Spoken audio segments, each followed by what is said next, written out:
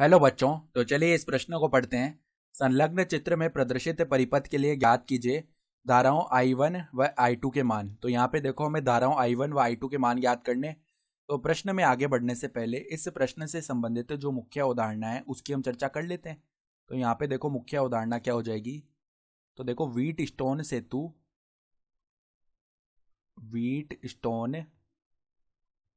सेतु की संतुलित स्थिति में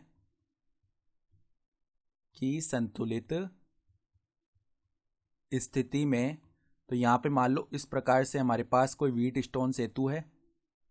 ठीक है, तो 4 प्रतिरोध तो ऐसे जुड़े हुए होते हैं व्हीट स्टोन सेतु में, और एक प्रतिरोध इस प्रकार जुड़ा हुआ होता है।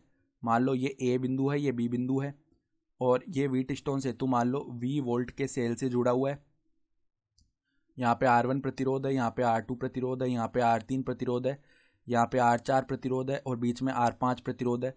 तो व्हीट स्टोन सेतु अगर संतुलित होता है तो R1 बट्टा में R2 का जो मान है वो किसके बराबर होता है, R3 बट्टा में R4 के। और अगर ये स्थिति आ रही होती है, इसका मतलब क्या है कि व्हीट स्टोन सेतु संतुलित हो चुका है। तो ए पर जो विभव का मान होता है वो बी पर विभव के मान के बराबर होता है। यानी इसका मतलब क्या हो गया कि ए और बी में कोई भी विभव अंतर नहीं है, यानी कि ए बी शाखा में से धारा प्रवाहित नहीं होगी। ठीक है, तो अब देख लो यहाँ पे अगर हम अनुपात देखें 15/30। तो अब इस सवाल के हल पे आ रहे हैं हम। तो अनुपात देखें तो यहाँ पे देखो 15/30 कितना आता है, ये आता है 1/2। उसके साथ साथ यहाँ पे 3/6 कितना आता है, ये भी आता है 1/2। यानी इनका अनुपात बराबर आ रहा है। तो हमारा जो दिया हुआ ये जो परिपथ है इसमें व्हीट स्टोन सेतु की संतुलित स्थिति लग रही है। इसका मतलब क्या है कि बीडी में कोई भी धारा प्रवाहित नहीं होगी। बीडी में कोई धारा प्रवाहित नहीं होगी, कोई धारा प्रवाहित नहीं होगी।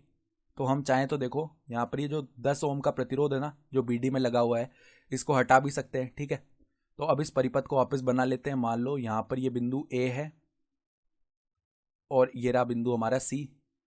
तो ए और सी के बीच में जो कुल प्रतिरोध है वो कितना हो जाएगा, देखो अब 15 ओम और 3 ओम ये श्रेणी क्रम में आ गए, तो श्रेणी क्रम में प्रतिरोध सीधे ही जुड़ जाते हैं। तो 15 + 3 18 ओम हो गया। फिर देखो ए और सी नीचे से देखेंगे तो 30 ओम प्लस में 6 ओम ये श्रेणी क्रम में हो गए, तो ये आ जाएगा 36 ओम।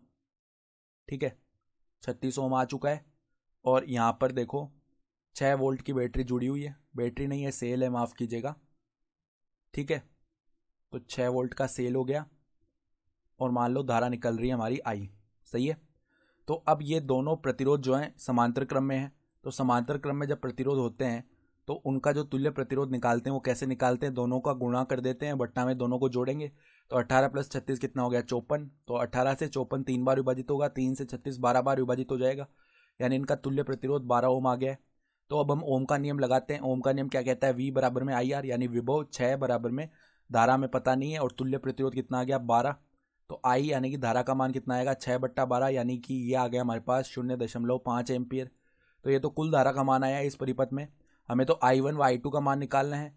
तो अब देखो I1 का मान जब हम निकालेंगे ना तो वो कैसे निकालेंगे, पहले हम देखेंगे I1 किस में जा रही है। I1 इस ABC शाखा में जा रही है, तो इसके जो सामने वाली इसके समांतर क्रम में जो शाखा है ADC, इसमें जो कुल प्रतिरोध है वो लिखा जाएगा। तो वो कितना आ जाएगा हमारे पास 30 + में 6 यानी कि 36 ओम। बट्टा में देखो अब दोनों शाखाओं का जो प्रतिरोध है वो जोड़ देंगे। ठीक है, यानी कि 15 + में 3 18 और यहाँ पे 30 + में 6 36, तो दोनों जुड़ेंगे। 36 + में 18 कितना हो गया, 54 हो गया। सही है, फिर गुणा में क्या आ जाएगा जो कुल धारा है। तो कुल धारा हमारी कितनी जा रही है परिपथ में 0.5 एम्पियर, तो उसको हम 1/2 लिख सकते हैं। तो 36 से देखो 18 से विभाजित करेंगे तो 2 बार, और 54 3 बार हो जाएगा, 2 से 2 विभाजित हो गया, तो ये कितना आ गया 1/3। ठीक है, यानी कि इसको हम क्या लिख सकते हैं 0.33 एम्पियर। तो I1 का मान तो ये आ गया। अब इसी प्रकार I2 का मान निकालेंगे। तो I2 का मान देखो हम क्या लिख सकते हैं, इसी प्रकार देखो I2 का मान लिखने के लिए हमें I2 जा रही है ADC शाखा में, तो इसके जो समांतर क्रम में शाखा है उसका कुल प्रतिरोध है 18 ओम, बट्टा में कुल प्रतिरोध आ जाएगा कितना 54 ओम, गुणा में जो कुल धारा है वो कितनी है हमारी 1/2। तो देखो 18 से 54 हो जाएगा 3 बार विभाजित, तो ये कितना बन गया 1/6। ठीक है, तो 1/6 को हम क्या लिख सकते हैं 0.0 देखो किस प्रकार से लिखा जा सकता है, ये एम्पीयर में आएगा। तो 0.1। ठीक है, फिर यहाँ पे 4 हासिल बचा तो 0.40 बनेगा, तो 0.16 एम्पीयर लगभग इतना आएगा। I1 का जो मान है वो तो आ गया 0.33 एम्पियर और I2 का जो मान है वो लगभग 0.16 एम्पियर आएगा। तो आशा करता हूँ कि आपको ये प्रश्न समझ में आया होगा। धन्यवाद।